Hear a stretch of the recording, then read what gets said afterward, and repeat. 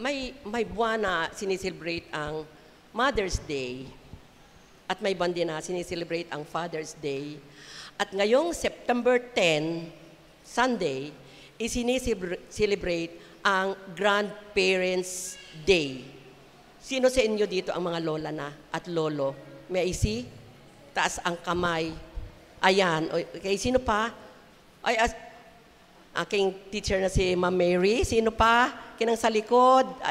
Alam kong mga lolo at lola ka na. Sister Nene, lola ka na kaya. Okay? Ang pamagat ng aking ibabahagi sa inyo ay treating grandparents right. Again, treating grandparents right. Sa Leviticus 19:32, it says, rise in the presence of the aged, show respect for the elderly, and revere your God. I am the Lord. Again, rise in the presence of the aged, show respect for the elderly, and revere your God. I am the Lord. Grandparents are blessings from God. Do you agree? Totoo yun. They are irreplaceable. They are too valuable. Totoo yun. Now, ang ating mga lolo't lola ay isa sa pinakamahalagang parte ng ating buhay. Pinakamahalaga. Bakit? Sila ang naghuhubog sa ating pagkatao para maging mabuting magulang tayo sa ating mga anak. Tama? Okay. Sabihin pa natin na kahit may mga sari-sariling pamilya ang kanyang mga anak, naririyan pa rin ang mga lolo't lola para sila ay gabayan, para sila ay suportahan, para sila ay kalingain at higit sa lahat, nariyan sila sa kanilang walang sawang pagmamahal sa kanilang mga anak na may mga apor na sila. Now, naalala ko si Mama, tuwing nasa pasukan sina Manong Lodi at si Manang Ali, ang maiiwan sa kanilang bahay ay yung katulong at saka yung kanyang baby. Ang ginagawa ni Mama Kina ay pupunta siya doon sa bahay ni Manong Lodi dahil malapit lang. At titingnan niya kung naaalaga ang mabuti yung kanyang apo. Titingnan niya kung nakadede na ito o nakaligo na. Ganyan ang ginagawa ni Mama. Ang sa akin naman ay naranasan ko rin na nung buntis ako, just imagine si Mama nagpa-Manila para ako'y alalayan. Si Mark ay ipinanganak ko sa Manila. Doon siya, hindi siya umalis hanggang ako'y nakapanganak. At sabi niya, Helen, aya nakadorg badai kinang imo anak sa katulong. Pumili ka. Ipapadala mo sa akin ang anak, si Mark, or marisign ka sa imo trabaho. Hindi ako makapag-desisyon kaagad dahil may tinutulungan akong kapatid na nag-aaral sa Bible School, si Del, na ngayon ay pastor sa Sablayan. 1 year na lang. Kung iiwan ko, sabi ko, nakakaawa si Del. Pero nagpumilit si Mama, ipadala mo si Mark sa akin. Wag mo siyang iiwanan sa katulong dahil hindi mo kilala ang mga taong yan, hindi mo kilala yung iiwan mo sa anak mo, ipadala mo sa akin, sinida sa ako. Kahit naman napakasakit sa loob ko dahil panganay ko siyang anak, ging parayan ako si Mark, hali sa udyungan. Masakit talaga, pero naging panatag ang loob ko dahil ang mag-aalaga sa kanya ay ang lola ni Mark, ang aking mama. Ganyan ka-concern kag ato maguyang sa ato pamilya. At higit sa lahat, concern sila sa ating mga anak, sa kanilang mga apo. Okay? They are the reservoir of wisdom. Naniniwala kayo? They are the reservoir of wisdom. They offer us invaluable guidance and insights that should never be underestimated or taken for granted. May kasabihan nga kag mga magulang na, papunta ka pa lang doon, nadaanan ko yan. Kayan, nadaanan ko na yan. Narinig niyo yan sa mga magulang? Mapagtuka pa yang, ako'y papauli Ibig sabihin, maraming karanasan ang ating mga grandparents sa kanilang buhay na pwede nilang ibahagi doon sa kanyang mga anak na may mga anak na. They are the reservoir of wisdom. Kaya pag halimbawa pinapangaralan tayo tungkol sa ating, although di mga pamilya kita, pinapangaralan tayo ng mga magulang natin tungkol sa pag-aalaga at anak, huwag nating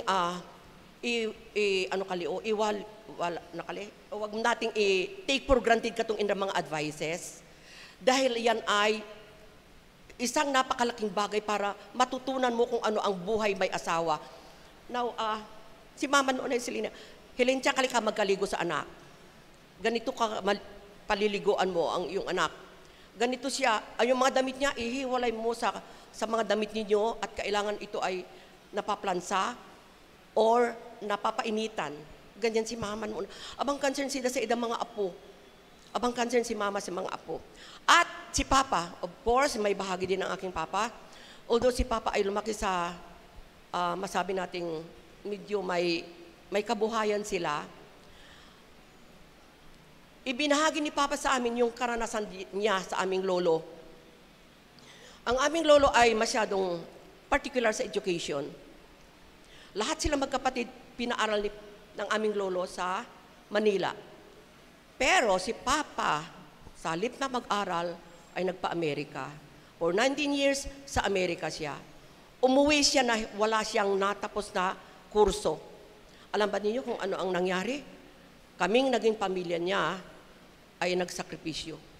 Nagkaanak siya ng 12. Just imagine 12, ara sila trabaho, kaya yun ay pangaral ng kanyang ama, aming lolo. Mag-aral kayo dahil nakakaawang inyong pamilya kung hindi kayo magsisitapos ng pag-aaral. You see, masasabi natin yun ay wisdom na galing sa ating grandparents na dapat ay hindi natin dapat i-take for granted yung mga ganun. You see, kaya ang ginawa ni Papa, kahit napakahirap namin, eskwela ka mo. Dahil yun, lahat na yun ay natutunan niya sa aming lolo. Eskwela ka mo, kaluluoy ka mo pag kamo hindi makatapos. At pag eskwela, huwag niyong aasahan ang lupa natin. Yung mamanahin niyo sa akin, huwag niyong aasahan niyo. Mag-eskwela ka mo. Kaya, maniwala kayo, nung ako'y nag-aaral sa Ronas pa yan yung RSU na yan, may teacher akong, advisor ko, congratulate nila ako. Dahil na-perfect na ako kag school attendance. It's because si Papa ay galit na galit pag kami nag-absent. At totoo yung sinabi ni Papa, ang edukasyon ay hindi makukuha sa inyo. Ito ang inyong magagamit pag kayo may mga pamilya na.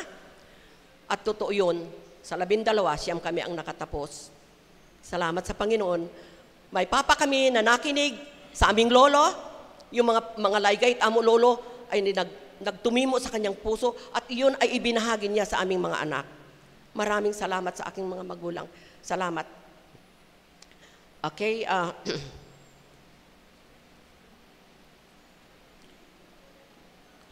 May 5 reasons why we need to stop treating grandparents like children who have no rights. 5 reasons why we need to stop treating grandparents like children who have no rights. You see, pag tumatanda ka, ang daming nagbabago sa katawan mo. Maraming nagbabago. Like, makakalimutin ka. Tama rin sa mga, tama baga? Ma'am Mary, naging makakalimutin kita. Tama? Katong sense of hearing na to, kakaiba na, pa'y medyo bungoy-bungoy na. Tama? Medyo bungoy-bungoy na. Kag ato, sense of sight. Malabo. Pag kalabo ikak mata, pag buyat kali, iling ako eyeglass.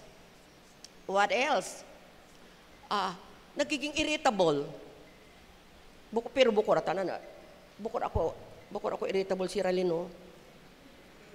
Sagot. bukod ako irritable, nanay. Oo. Makakalimutin. Minsan, hindi ko mahalaan kung sarili dito ako cellphone na butang, yung aking eyeglass, makakalimutin. Now, sabi dito, do not, what is this? We need to stop treating grandparents like children who have no rights. Like, for example, scolding them like children. Scolding them like children. Sasiling ko niyo mo, asin ay hugom suka ira ka. Asin pa nawiya ka nakaligos. Huwag niyong gagawin yun dahil lalo pag nariyan ang kanyang mga apo. Huwag niyong gagamit sa pagsasabihan ng ganyan. Scolding them like children. Although lumalabas na yung mga bagay na hindi niyo nakikita nung bata pa siya, kailangan andun pa rin yung respeto. Sabi nga sa Bible, honor your father and your mother and you will have long life. Yung father and mother, kasama doon ang grandparents natin. Honor them. Okay? Another one, dumping their grandchildren on them to babysit without their approval. Aba, minsan ay, naiinaanik ka ng mga anak hama, kakamit kwan nga sing kakamiit na meeting sa Manila, mga 1 week siguro kami. Hindi man lang tinatanong sa magulang kung okay ba sa kanya na iiwan yung maliliit na anak. Just imagine, ano kayo mumuhat sa yung magulang? Babysitter mo? Or katulong para sasabihan mo lang ng ganyan. Hindi mo man lang ma, pwede na kalinging mga apo anay sa imo. Yali anay, pwede ma? Ba't ganun? Buko katong pay. Oy, may nakita kaya ako dito. 3 katong ida anak. May maliit na nagdedede, ingka patong usang pay malaki-laki na, at tapos yung isa'y malaki na. Alam ba niyo kung sino nagbabantay? Tong lola. Tong nanay nakaupo at nakadikwatro, sino ako, bang sakit, parang nasaktan ako talaga, dahil ako'y lola. Sabi ko, ay, asing tuyar. Ano kang inumuha sa... Inalagaan na nga tayo ng maliit pa.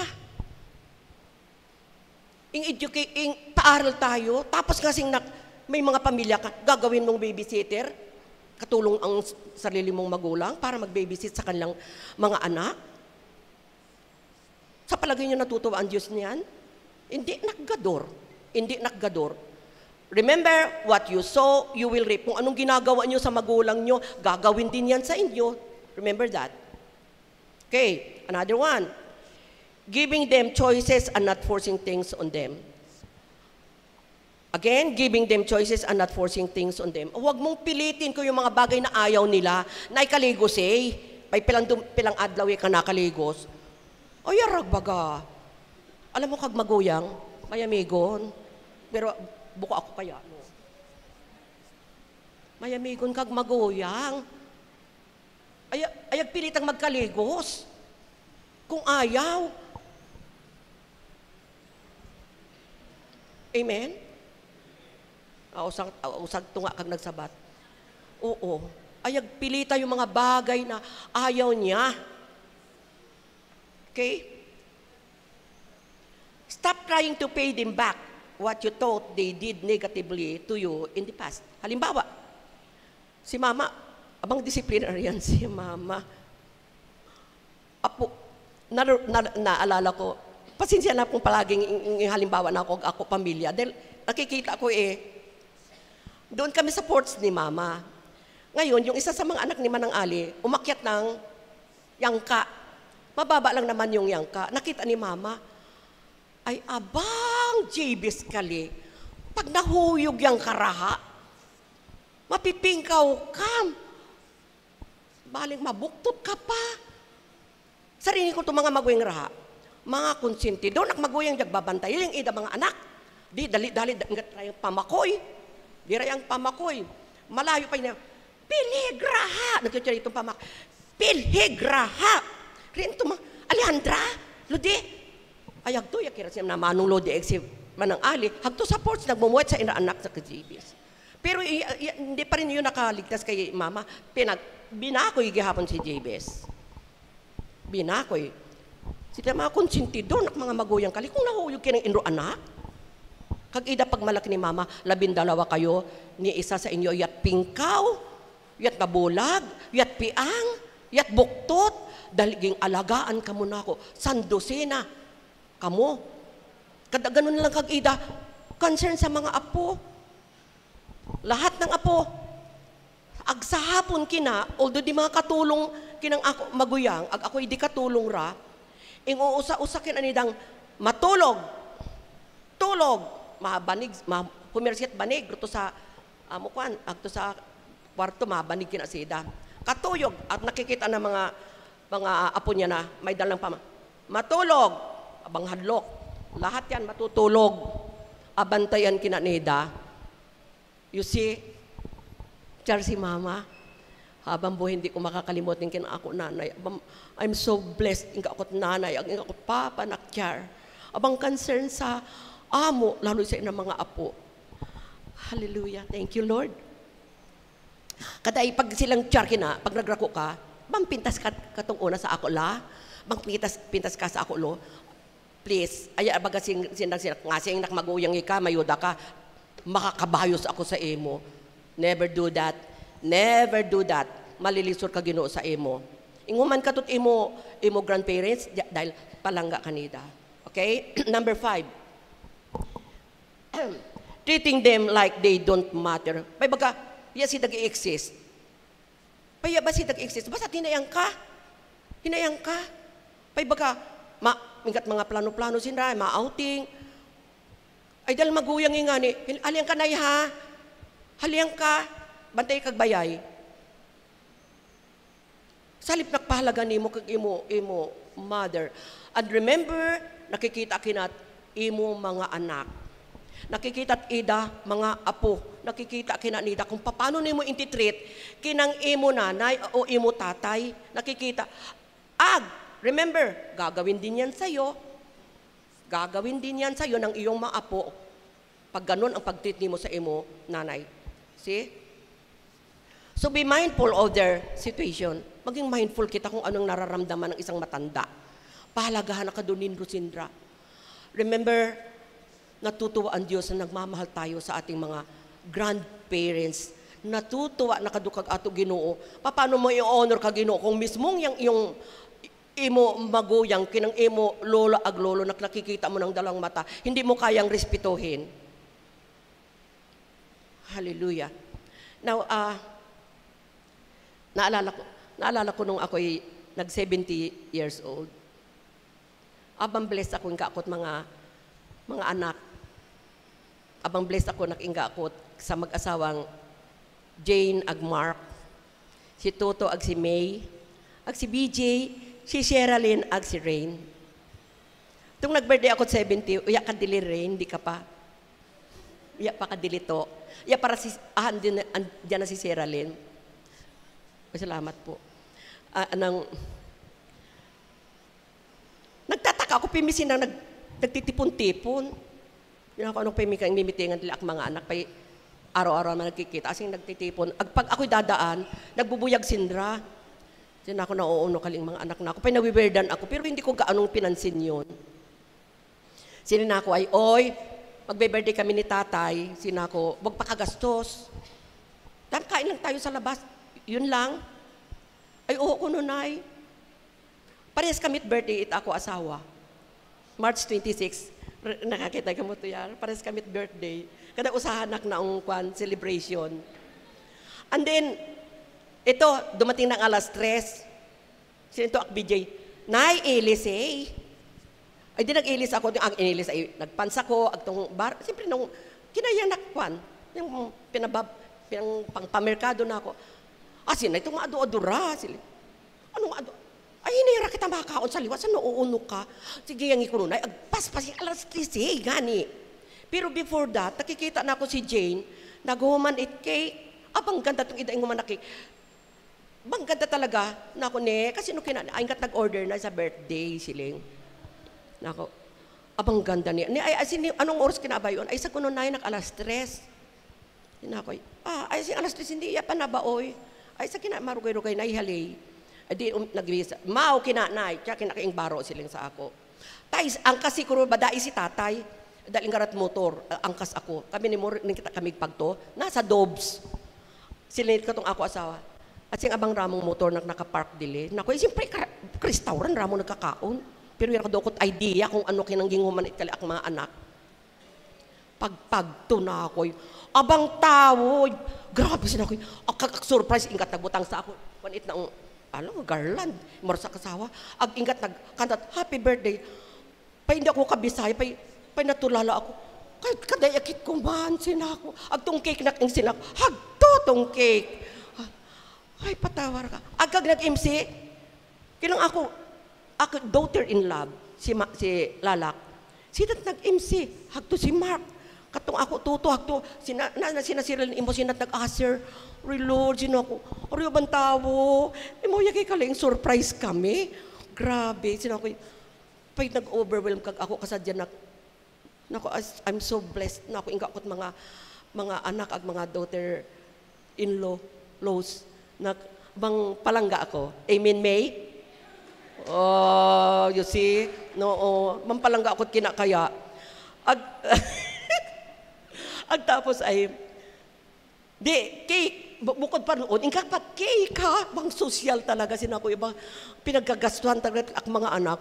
Painalimtan nga ni na ako ni magpasalamat sa ino, so sobrang excitement baga na ako. Ingat cake, hagto sa cake, ingat nagyuyaw na libo, na kwarta, na ako, wow!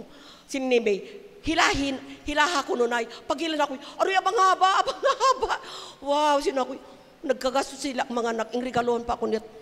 Alam, hindi na ako katugbilangan. Salamat taggador, sinako, bang blessed ako, dahil nga hagar talaga na ako kina sa Ginoo. Ginoo tawi kag ako mga anak, God-fearing nak mga kabady. Tawi si Sierralyn, God-fearing nak asawahon. Right, hina si Rain. Mambuot nak apo na ako. Intaot Ginoo sa ako apo nak si Sierralyn. Hallelujah, salamat sa Ginoo. Abang although nakbukor perfecto kag amo pamilya, pero kasadya kag amo pamilya, lalo nga si Toto ag si May masa ito sa Inra Braves building. Kaday kabali yang kabali kapag kag anak nimo ay kay iungot nimo. Nay, ano kay mo suya? Ay kali anak ipinangat. Ay batig ingka kuno kamit ing yuto dili. Ay sahi pa si Toto itapon. Nay ingka kuno kod gulay. Karniki ng inro. Gulay ingka kun gulay. You see? Pay kabali yang ag. Kayungotin ako si Toto, kayungot pa na ako si Mark. Si BJ, ako ay buli ako sa pangamay madahin sila pa Australia. Ag ako kay Rain. Nako kung ano, baki yung kinungduta ni itong ako mga nagsitito. Ako kayong utrak mo ni Sierralyn dilim. Mayodong baktaso na kina sa Turil. Sinako baga. Just pray. Nako, just pray. Kada ay, salamat sa Panginoon. Sinako ay, naabutan ako mga apo. Nakita na ako mga apo. Mapati ka mong minsan ingat mga lola nak mas palangga pa kag apo kasi sa tunay nak anak. No, yat sisilingan ako kumaring kumaring Ruth. Klaro, mas palangga pa kag apo kaysa sa tunay nak anak. Klaro, May. Yes. Klaro. Nakita na ako si Sister Kwan talaga, Sister si Sister Nils. Ginghuyam yang tong ida, apo, inghuyam huyam. Pa ingraya yata kato doon to kung sa Cebu or ano. Abaw kag panambitan rabunot Sister Nils. Nakatong silingida Sister Ellen, baling hindi balik ko no to apo. Aroy pay makasakit ko na ako. Naunura ka. Maguyang nida kang nagbaoy. Asin nauuno ka. Ay siling ranida ibalik pero hasta nga siya na ibalik. You see? Paununda ka palang gatong ida apo. Another one. Kita ni mo, Sister Noemi, pag nakita ni ng ida apo, nagarayagan papag sa ida, kaguyat kaling mag-asawang Pastor Boy Agspan. Hindi mo ma-describe itong inra happiness na hinana inra apo nagkukup sa inra. Hindi baga Mars? You see? Pimini mong kalong-kalong tong imo apo sa bye-bye, kaya, we are blessed na kita mga lolo ag lola na. Blessed. Kag napakagandang legacy raha. Bayon man kita't Ginoo dili sa kalibutan. Waya kita't panabtanon sa Ginoo dahil ato na what is this? na tawan nato sina tamang mga advices na palangga ka Ginoo kina hindi ako sawag pimi i-prioritize nino ka Ginoo. Mark sinako prioritize nino ka Ginoo. Tuto ako nasasadyan si Tuto nagkakon sa Ginoo. Si Mark sinako Lord si Mark may rapi pagkaragoy kay anak hindi mo madiktahan. Buko pa rin itong mga intik pa kinasinra ay usang Bisaya nimo nagsusunod. Pero hindi ako pabada sa Ginoo na. Pero gusto na ako mag kinang imutalin tahalin sa Ginoo. Tawan kina sa Panginoon. Sina ako. Kada ako kung napakasadya nakikita na ako si May nagsusunglid. Si Tuto nakikita na ako nagtutugtog. Oo, ag some days makita na ako si Sherilyn ag si Ray nag-iba sa choir. Amen. Amen. Oo. Kada ay kay abang gandang legacy nato kay anak mga malam. Makita nato ag ato mga abadaan nato na pamilya nak hina sina sa Ginoo ag kaganda ka ina pamilya. It's because inga sinat lolo ag lola na nagaguide sa inda, nagpapalangga, nagpapatnubay, nagsusuporta. Hindi ba kapag panahon nak sinda ingat mga problema, sa nagrayagan kina. Hindi ba sa mga lolo ag lola kina? Nay, mga tiyan, kung inga ka problema sa anak, nay, oh okay, hina permi kina sinda nak available para sa imo. Okay, for the last. Okay, for the last. To all, anak. Okay, conclusion. Pakibasa. To all anak, apo, love your grandparents passionately and give them the best as you can and offer them a prayer of prolonged life. Amen. To God be the glory.